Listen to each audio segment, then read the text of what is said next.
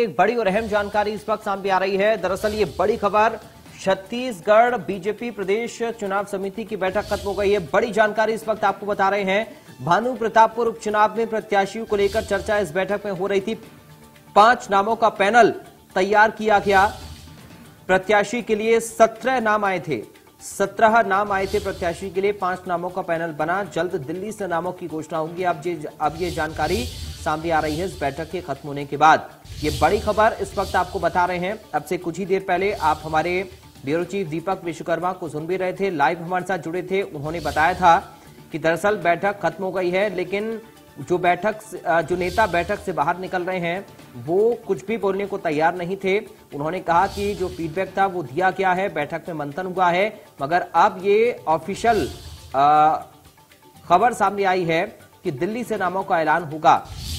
दिल्ली से नाम का ऐलान किया जाएगा। बैठक खत्म हो गई है। छत्तीसगढ़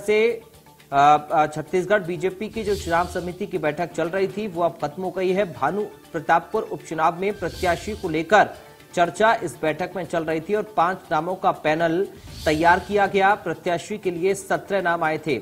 17 नाम आए थे प्रत्याशी के लिए, 5 नाम का पैनल तैयार हुआ। बड़ी जानकारी इस वक्त आपको बता रही है।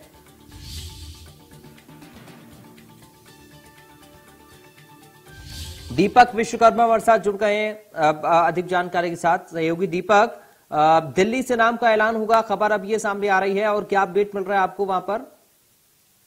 चुनाव का दिल्ली से ऐलान इसलिए होगा क्योंकि भारतीय जनता पार्टी की परिपाटी है और भारतीय जनता पार्टी का जो सिस्टम है उसी को फॉलो किया जाएगा। 5 नामों को यहाँ से भेजा जाएगा। उन 5 नामों में से एक नाम पे मोहर लगेगी। 17 के आसपास नाम से गहन चर्चा हुई। 3 घंटे के आसपास चर्चा ये चली है। 4 बजे बैठक शुरू हुई थी, 3 घंटे तक चर्चा चली। चर्चा चलने के बाद 5 नाम चुने गए हैं, 1 2 3 4 5 करके। अब उन 5 नामों में दिल्ली किसको चुनती है, दिल्ली के पास क्या फीडबैक जाता है, क्योंकि प्रत्येक 4 लोगों का पैनल बनाया गया था, 4 लोगों को पर्यवेक्षक बनाया गया था। अब 1 2 3 4 5 में किसका क्या रिपोर्ट कार्ड दिल्ली गया है, किसका क्या रिपोर्ट कार्ड दिल्ली के खुद के पास है, उन तमाम चीजों के ऊपर गहन अध्ययन करके, गहन चिंतन करके एक नाम को फाइनल कर दिया जाएगा। क्योंकि भारतीय जनता पार्टी के चुनाव लड़ने की जो तरीका है वो किसी से छुपा नहीं है। भारतीय जनता पार्टी अपने खुद के सोर्स भी लगाती है, दिल्ली के जो नेता है, और लोकल स्तर पर भी काम करवाती है। तो जो यहाँ के जो लोगों ने 5 नाम भेजे, यहाँ के जो नेताओं ने 5 नाम भेजे, उसके अलावा उनके पास खुद के भी सोर्सेज हैं कि किन नामों को फाइनल किया जाना है, किस व्यक्ति की क्या रिपोर्ट है। इन तमाम चीजों पे चर्चा हुई है। और जब तमाम सवाल भी पूछे गए अरुण साव से, तो पूछा गया क्या कैंडिडेट महिला हो सकता है या पुरुष होगा, तो उन्होंने कहा थोड़ा सा सब्र रखिए। उनसे पूछा गया कि 1 2 3 4 में कोई एक ऐसा नाम जो पुराना चुनाव लड़ा है, हार गया है, उन्होंने कहा थोड़ा सा सब्र रखिए। तो कहीं ना कहीं अभी कोई भी पत्ता खोलने के मूड में नहीं है, क्योंकि कांग्रेस ने भी अपने नाम का ऐलान नहीं किया है। अगर कांग्रेस अपने नाम का ऐलान करती है तो महिला कैंडिडेट हो सकती है, जिसके ऊपर से जिसके नाम पे चर्चा हो सकती है, क्योंकि वो है मनोज मंडावी की पत्नी। अब महिला कैंडिडेट और उसके बाद ट्राइबल, तो ये सब समीकरणों को ध्यान में रखना होगा भारतीय जनता पार्टी को। इसीलिए ना ये बताया गया है कि महिला है या पुरुष, इसलिए ये भी नहीं बताया गया है कि वो कौन व्यक्ति होगा, पूर्व वाला होगा कि कोई नए चेहरे को दिया जाएगा। तो इन तमाम चीजों के ऊपर चर्चा की गई है और केंद्रीय चुनाव समिति इस नाम पर अंतिम मोहर लगा देगी। और महत्वपूर्ण बात यह है कि तमाम दिग्गज बैठे थे इस सीट के लिए, इस सीट की चर्चा के लिए। बात की जाए तो क्षेत्रीय संगठन महामंत्री अजय जामवाल हैं, पूर्व मुख्यमंत्री डॉक्टर रमन सिंह, सरोज पांडे, प्रदेश अध्यक्ष अरुण साव और नेता प्रतिपक्ष नारायण चंदेल, केदार कश्यप, ओपी चौधरी, विक्रम उसेंडी, तो तमाम लोगों को शामिल किया गया था। वजह एक ही है, देखिए ये चुनाव इसलिए भी महत्वपूर्ण हो जाता है जी।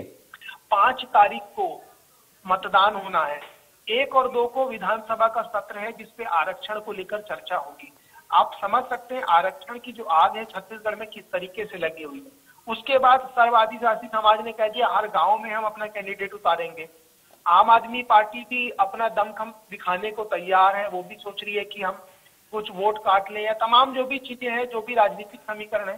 तो ये जो पूरी कवायद है इसमें भारतीय जनता पार्टी का साथ का सवाल है, क्योंकि भारतीय जनता पार्टी की पूरी टीम नई है। अब वो नई टीम कितना कमाल करके दिखाएगी ये देखने वाली बात होगी, क्योंकि एक ही चीज है सामने भारतीय जनता पार्टी के कि अगर हम जीत लेते हैं, अगर हम इस उपचुनाव को जीत लेते हैं तो हम अपने कार्यकर्ताओं में जोश भर लेंगे, नई टीम वाकई काम कर रही है, हम ये बता पाएंगे।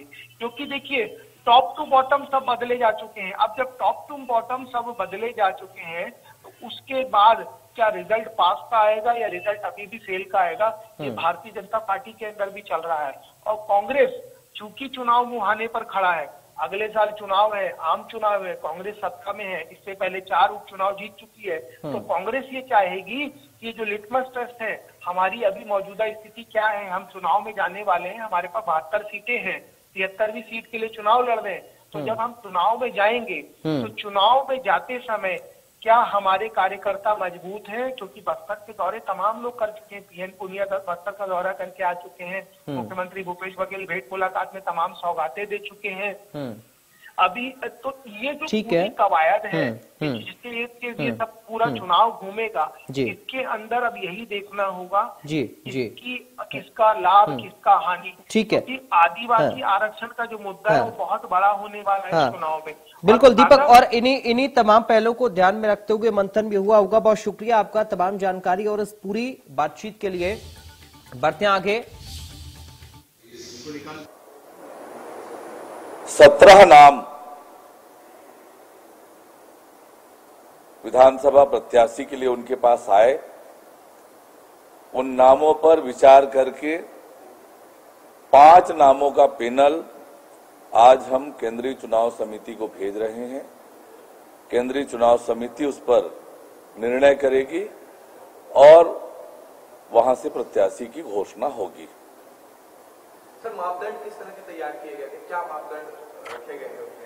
देखिए, प्रत्याशी चयन के लिए मापदंड तो केंद्रीय चुनाव समिति और हमारी पार्लियामेंट्री बोर्ड तय करती है, पर जिन सभी कार्यकर्ताओं के नाम आए उन कार्यकर्ताओं के जनता में स्वीकार्यता, पार्टी के प्रति निष्ठा, सक्रियता, इन सब आधारों पर विचार करते हुए 5 नामों का पैनल हमने तैयार किया और हम केंद्रीय चुनाव समिति को पार्लियामेंट्री बोर्ड को भेज रहे हैं।